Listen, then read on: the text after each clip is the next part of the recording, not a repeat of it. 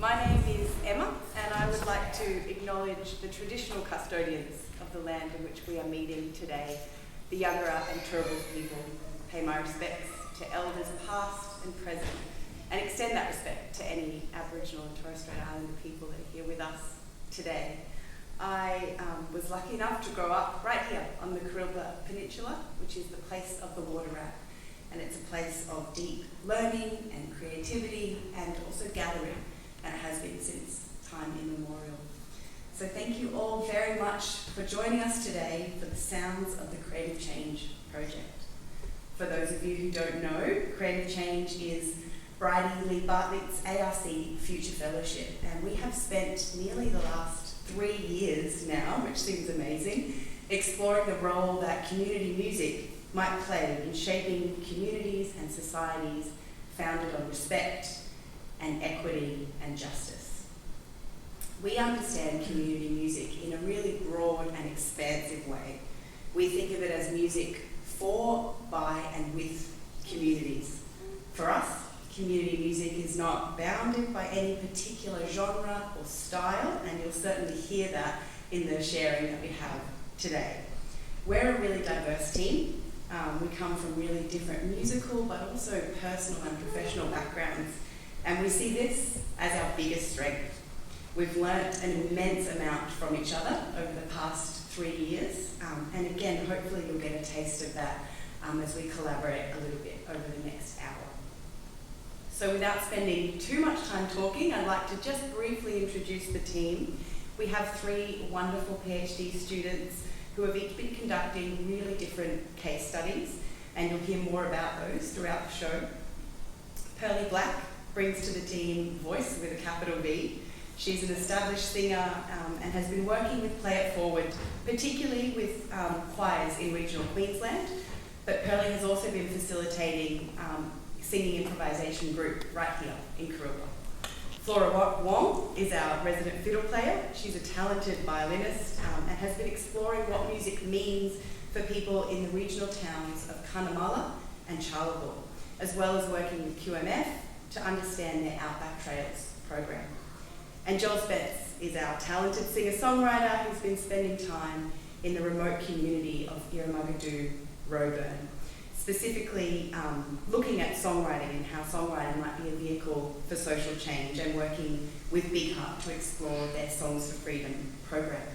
We have Matt Shue from Matt Shue's Obscure Orchestra, who is our communications officer, but so much more than that, and he's here on tech and sound, so thank you, Matt. And I'm sure all of you know Brydie, who's a skilled musician herself, but of course an international leader in music and social impact. Finally, I've been working with our local community here in Kurilba. I've been working hand in hand with micro projects as well as West End Community House, and these are social sector organisations who support people in our community experiencing marginalisation and disadvantage, and both of these organisations have social justice sort of at their core, but as well a real belief in the power of arts and music for both individual and collective well-being. I'm the only member of the team who is not a musician. Well, I wasn't before joining the team, but I've been really grateful for the opportunity to just dip my toe in a tiny bit, and I've spent some time singing and learning how to play bass guitar with a community band down in West End. So, as you'll see, we're a really diverse group working on really different and complex community contexts, in these contexts I should say. We've really been striving to insert ourselves creatively into our research and into our work, so today is a bit of an exploration of that. So we invite you into this space with us today. Rather than a polished performance, I suppose our hope is to create a space with you all for active listening and being together. So without further ado, I'd first like to welcome Pearly and Flora.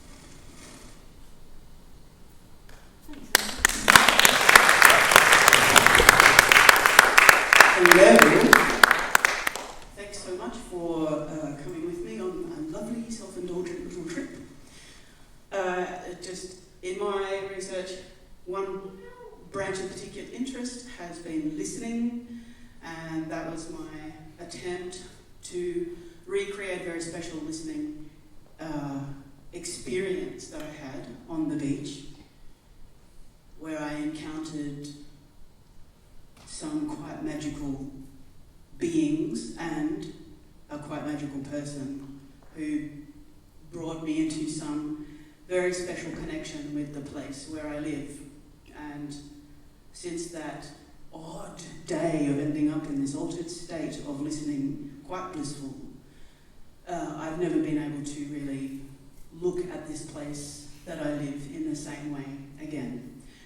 So thank you for that, and I would now like to just do a quick little number that kind of talks to the other side of my research. I'll welcome my very dear friend, but much more than that, my singing sister. Let's grab this one for you. Leah Cottrell. Thank you.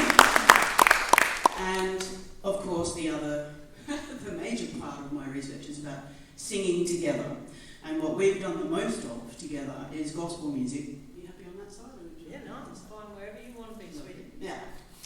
So we just thought we'd quickly have a little go of what we love to do the best. And we'll do a very gorgeous old thing. One of those classic gospel things that's lost in the mists of time. Whoever even wrote it, it just is so organic. And it comes to us via Sister Rosetta Tharpe, the godmother of rock and roll, which is, of course, my life's blood. Oh, excuse me, microphone. Up above,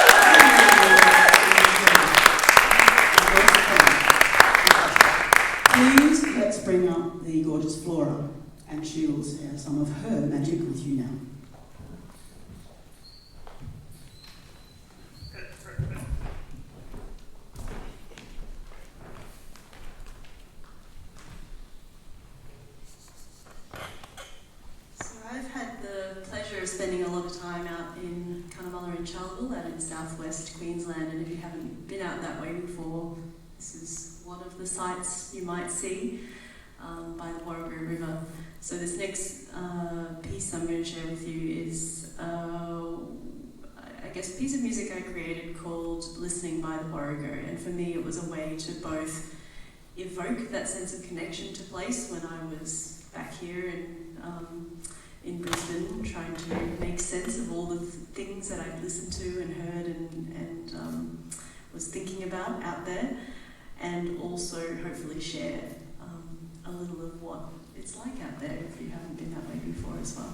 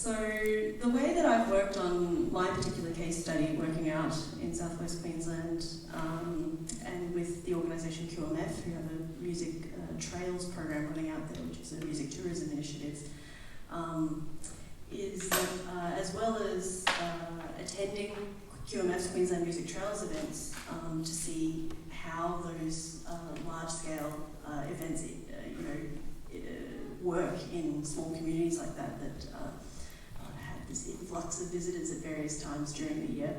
I also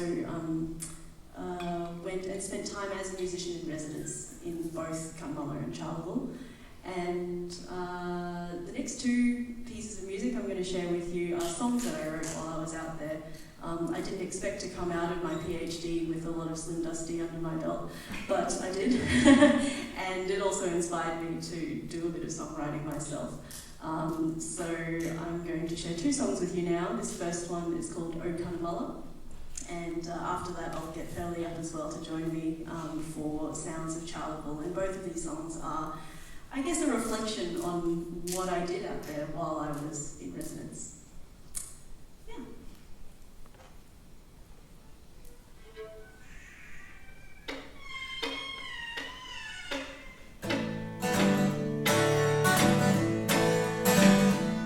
About a month ago, I woke up in the country. Gorilla screeching in the park across the road. Listen to the sounds drift up from the coffee shop downstairs.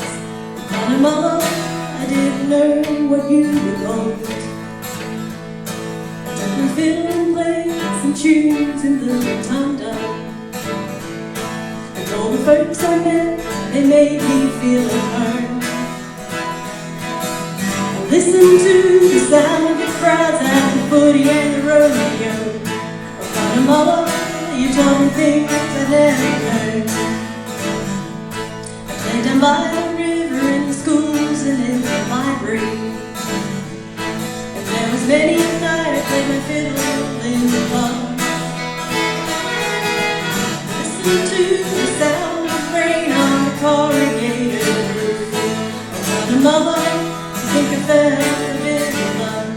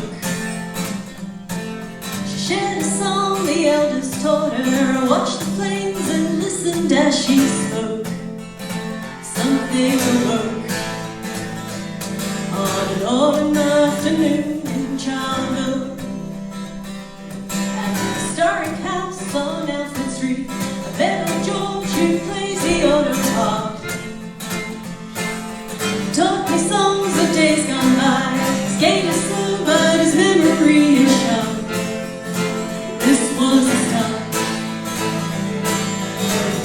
friendship formed in childhood.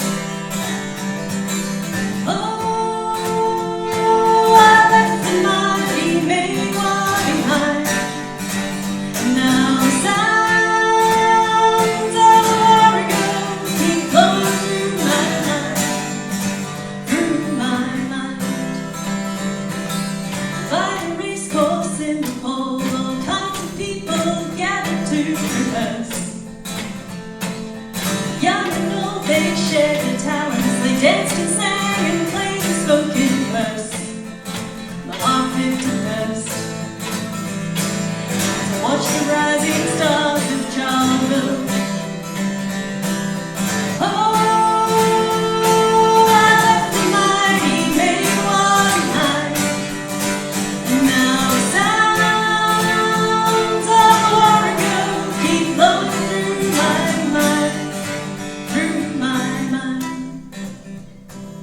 I went down to the levee bank, took a walk along the riverside. The currawongs were calling out, I watched the glow of the western sun subside. Felt warm inside as I listened to the sounds of childhood. As I listened to the sounds of childhood.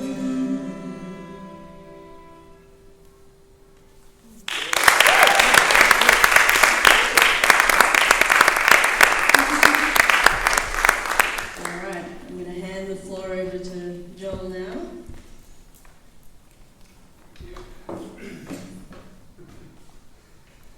And another thank you to Flora for visioning today. And, yeah, really great. So thank you very much. Yeah, how you all going, guys? I'm Joel Spence, and I've been working on a fascinating case study for almost 3 years in a little town of 1,000 people called Irramugadoo in the Pilbara in Western Australia. And as part of it, I've been exposed to an amazing world of songwriting, which has happened in Roebourne Regional Prison, amongst the elders and also with the youth in the town. And this has been happening for over 14 years, and it's in its final stages this month, which the whole process of songwriting and the empowerment that has come to the community is been such a fascinating place to explore. So I was fortunate enough with this first song that I'm going to show you today to work with the youth, with one of the facilitators from Big Heart, who is the social justice organisation that does the work over there with the community, and one of the elders, Samantha Walker, as well. And we led a series of workshops where we wrote a song with a group of youth, and we took them through all the stages, the creative stages, the rehearsal stages, and we were able to get them to a performance stage where they were able to perform this piece in Songs for Freedom in front of their friends and family and community. And it was just absolutely huge highlight of the show, and the feedback that came back from everyone as one of the most memorable parts of the show was actually the youth getting up and performing this song. So I'd like to share that with you now. This is called Living in Roebourne, written by the youth last year.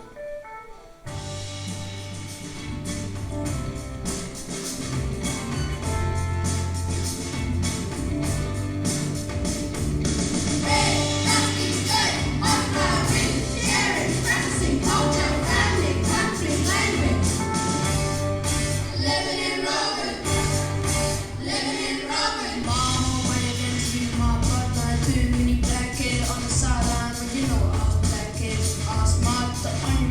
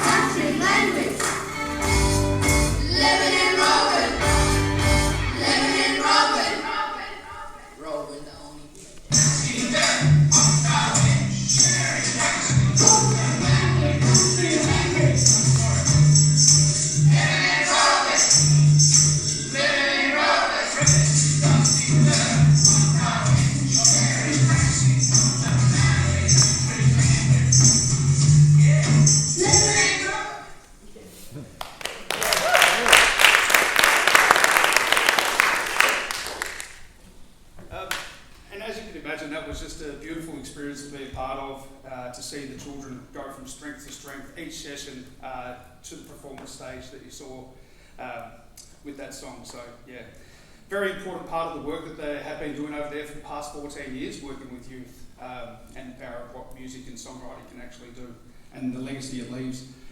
This next song is called Another Lost Man, and this was a song that I was fortunate enough when I was in fieldwork last year to write songs externally from the prison. I was asked to write 3 songs, and 2 of them were for the male inmates and another one for the female inmates. I wasn't sure how that was going to go because unfortunately for facilitators working in this environment in Western Australia, they're not allowed to take in any recording devices, nothing digital at all. So essentially when they're doing workshops, they'll come out of the prison and they'll try and record things down on their phones of memory, or they'll try and quickly take notes in the car and then recreate it for the next session, which obviously, as you can imagine, becomes quite hard. So on this occasion, I was able to write some songs, but then I was fortunate enough to be invited back into the prison to help facilitate for the Songs for Freedom concert.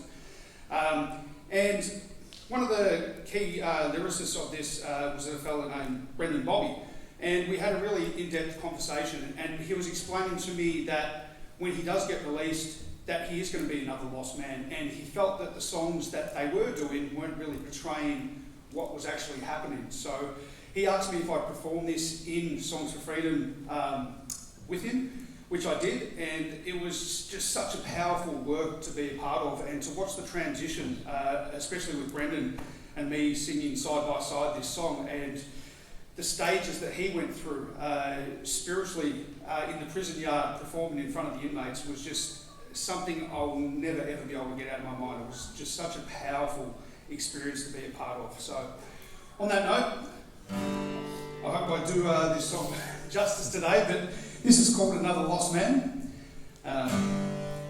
in its rawest form.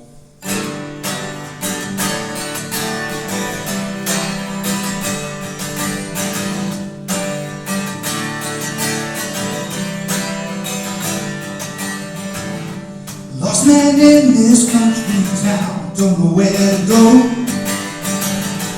don't know where I'm going, I'm just passing through. I lost my family, I lost my land, here I am, just another lost man, another lost man, another lost man.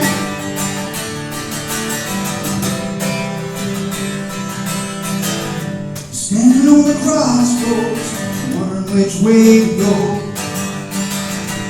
Running this way, running that way, nothing to show. I lost my family, I lost my land. Here I am, just another lost man, another lost man, another lost man.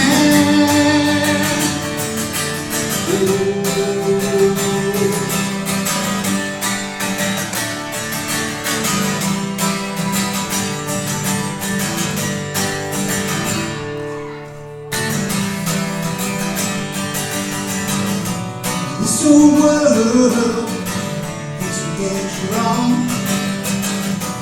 Weight of the world so strong.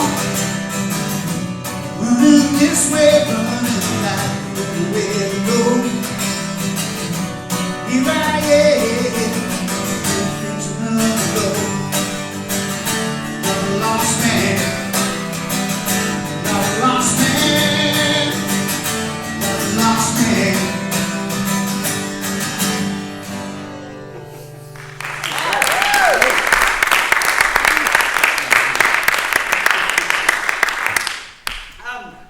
And this last song that I'd like to share with you today, I'd like to invite both Flora and Pearly up to help me with this one.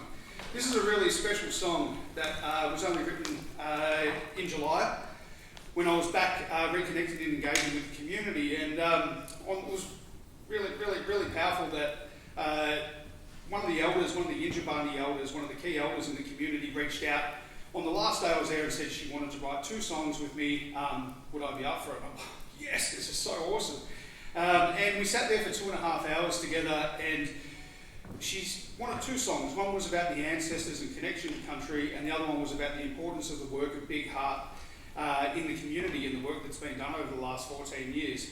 And it was just a really powerful moment in this journey for me to sit there one-on-one with one of the key elders, just to hear about her spiritual journey, her dreams, her connection to country, and the importance that music has played for her people. So this is a very fresh song which is about to get sent back to Nana Tutsi, hopefully for her approval. So here it is in its earliest stages, and I really hope you enjoy it today. So this is called Come Home.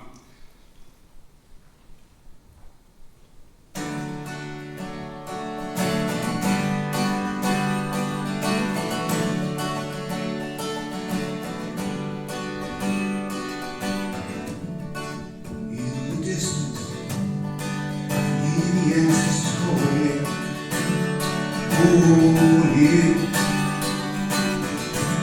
We gotta keep the fire burning, fire stronger. Let the stories be untold, the east and to the west, the south and to the north.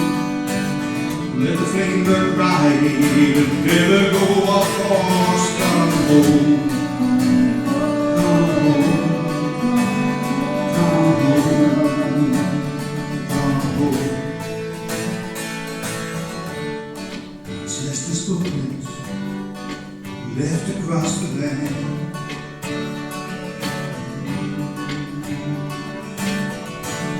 And I drink our story, wherever in the sand. And so, the east and to the west, the south and to the north. Let the flame burn bright and never go off course. Come home, come home, come home. Burn the fire bright, stars of midnight. Let's sing and dance together and show us the way.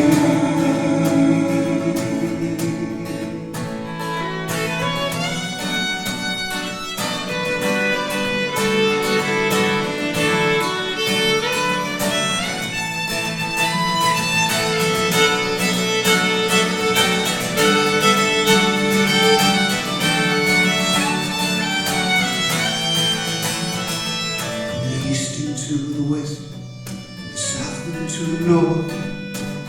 Let the flame burn bright, never go off course. Come home, come home, come home, come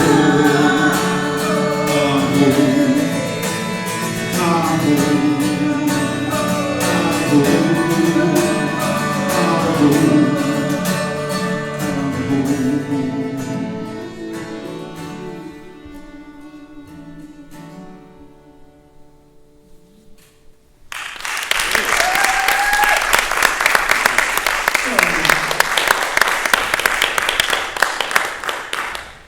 And now we will welcome everybody of the team.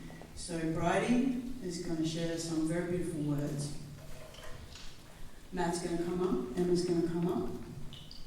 We're going to move around a bit, see where we end up. Thanks, Pearly. Thank you. And a huge thank you to all of you for sitting with us and listening to the sounds of the Creative Change Project. And I feel so moved from what I've heard from all of you. So thank you to all of the team for such a beautiful sounding this afternoon. And I also wanted to thank Flora in particular for just opening up a gentle space for us to be our creative selves in whatever shape that might take. And for those who know me well, I feel most creative with words. I love the sound of words, the rhythm of words, what they conjure up in me. So my final offering today is a written meditation on the sounds of creative change. on the sounds that make up its genesis, the sounds that have guided us in our work, and the sounds that are helping us make sense of what we've found. And I'm very happy to be joined by the team who are going to improvise the soundscape underneath the words that I want to share. But before I begin, I would like to acknowledge that the way I listen with my body, heart and spirit has been deeply informed by my ongoing work with First Nations collaborators and elders. This enduring presence of country, culture and kin has shaped me as a person and wired me as a researcher. This has taught me to listen with more than my ears.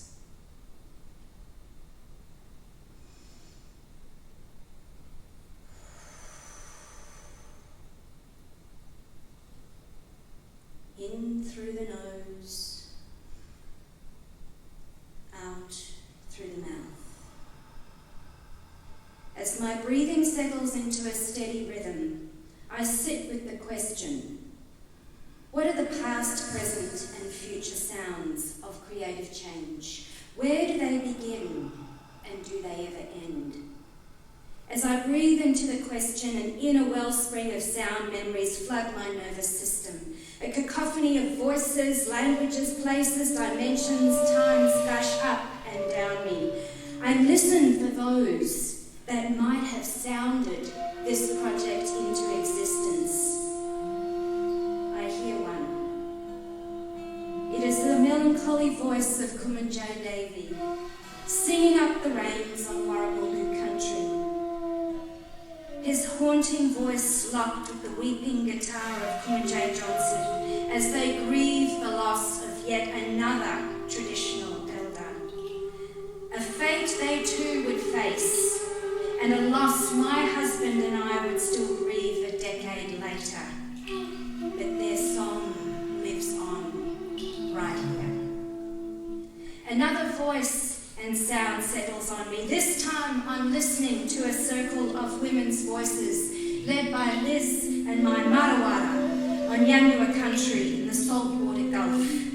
They are sharing women's songs and women's business with me out bush.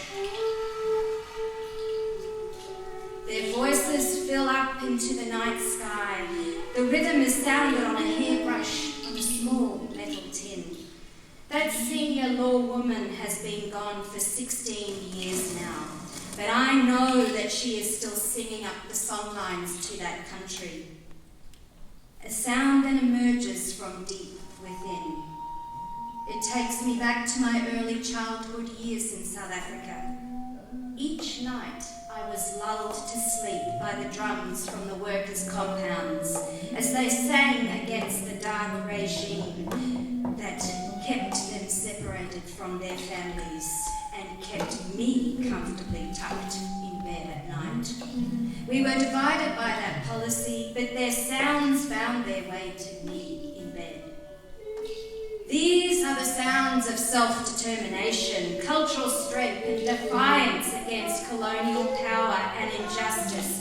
These are the antecedents of creative change that join together with the sound memories of Emma, Flora, Joel, Matt, Pearly and all the communities that we've been working with. As I sit with this idea, an image appears before me. Joel and I are flying towards Noongar country on our journey to Nalama country on the west coast. I look from down and I can see the songlines our project is travelling as they stretch out on an interconnected series of nerve cells in country. They reach deep into time, into culture, into place and into the life stories of our ancestors. I don't know where the sounds of creative change exactly begin and end. Past, present and future are all in relationship with one another.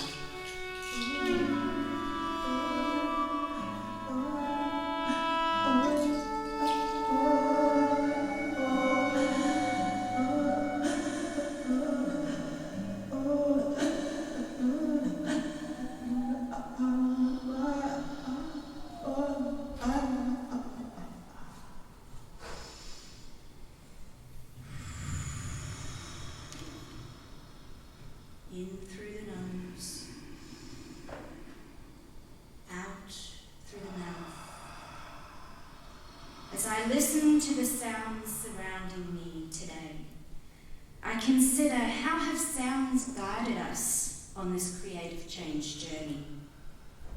Everywhere we've gone, we've walked carefully, been still, and listened to our community hosts before opening our mouths and instrument cases.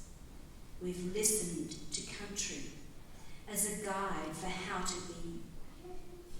I can hear the Corellas doing their noisy business as Flora tunes in on the banks of the Warrego River on Kunja country at sunset.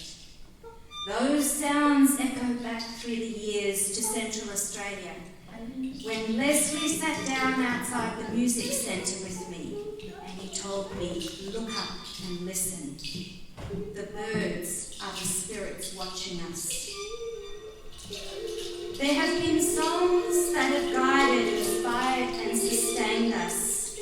I hear the women singing their Injagungi song about the sacred desert oasis Millstream, our teacher Annie's country. When Joel and I were out there on Nulama country, I woke in the middle of the night dreaming about that Millstream song. I was singing it in my sleep.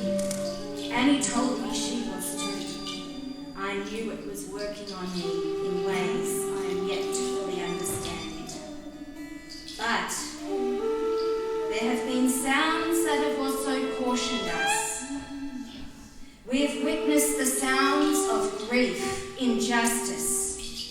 I'm reminded of the screeching sounds of the trains carrying iron ore through the Pilbara Valley as they snaked their way through to the container ships off the coast. These sounds have warned us that inequity is always lurking. These sounds have guided us on how to travel and how to be.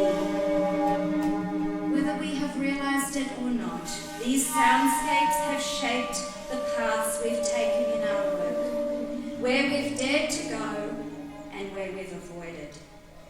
Sonic guidebooks, rich in wise cues and insights, reminding us that there is so much to listen to within and beyond the frequencies we can hear.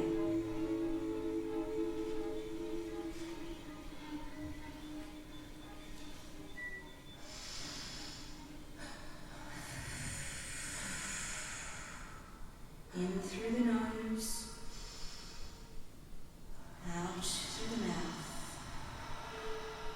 Tapping into the countless sounds that have guided us, I contemplate how they have shaped our findings and what we're coming to know about music and equity.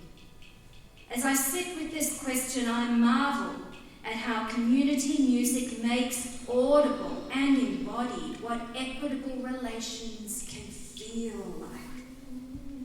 I imagine the voices of the Whoopie-Doo crew writing their big loving heart song in West End, alongside Joel on guitar and Em on her bass.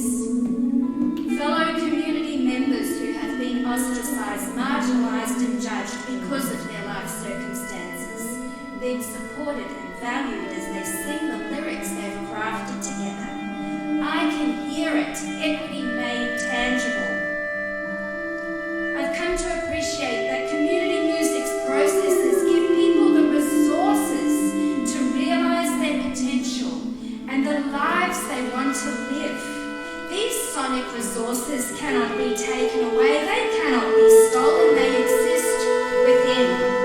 They are generative and they multiply in the collective, offering space where we can not only be ourselves but listen, respond and rehearse more equitable relations. I imagine the hundreds of voices in the Play It Forward choirs Pearly spent time with in Federation Square, smiles plastered on their faces, high on the sounds they are both making and receiving. We've heard equity in the sounds of people's lived testimony, of individuals singing, "This is who I am, this is my life, this is my experience." We've heard equity in the collective energy of people making music in communities across the country unseen by the masses, that can